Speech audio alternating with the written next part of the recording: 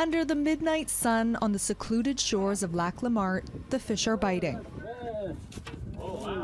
Guests from as far away as Australia and Italy will travel here to experience the pristine wilderness. And who better to showcase it than those from here, the Tlicho people. But it wasn't always that way. In Belgrade, this is N.W.T.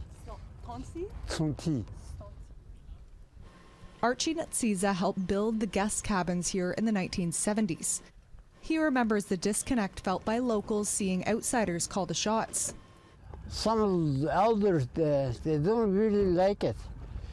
The Americans, they come in here and they take all the fish and they just catch it and then they throw it back in the water.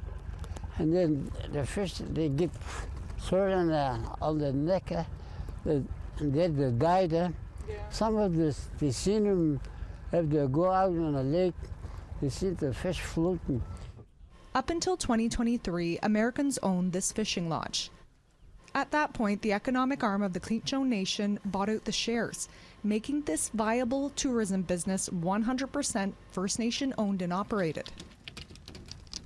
Tlicho Adventures Director of Tourism Samantha Stewart says they're diversifying their portfolio to increase employment opportunities for locals. To see more youth get involved and create a few more positions. So cultural experiences, supervisor, tour liaisons, elder in residence is something we're trying to incorporate as well as we diversify the tourism here into extending the season into Aurora tourism and more workshops, healing programs.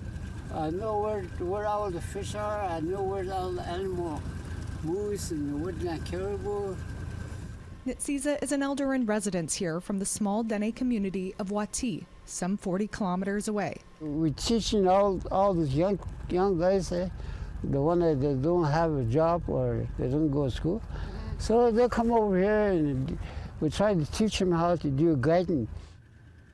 Tlicho Adventures is engaging with the community by ensuring the stories behind important spots on the lake, like this old fish camp, are part of the experience. So having Archie and Michelle out here is a great opportunity as I do more strategic planning and business planning to hear their perspectives on the land and the area and the people, and then incorporating some cultural protocols into the tourism offerings here, whether it's something small like land acknowledgements or something bigger like knowing where the animals are tracking throughout the year, how we can work with the community on things like fishing derbies and more day trips out of N.W.T. Michelle Moosenose is another local elder in residence. He's excited to share stories of growing up setting nets to feed his family's dog team. He also wants to incorporate the language Tlicho at the lodge. Well, some places, islands, like, we have names for it, In Tlicho, we have names, like around the lake, Yeah. It has a name on it, just like across the river here from a big island. That one too, like it has a name in Dargaba. Yeah. The lodge will host over 200 clients this summer. Kitchen and hospitality manager Debbie Porter is not only satiating their appetites, as an Anishinaabe from the Sagamok First Nation, she's taking pride in what she sees as a surge in Indigenous tourism across the country. It makes it more interesting. It does. It makes it more interesting.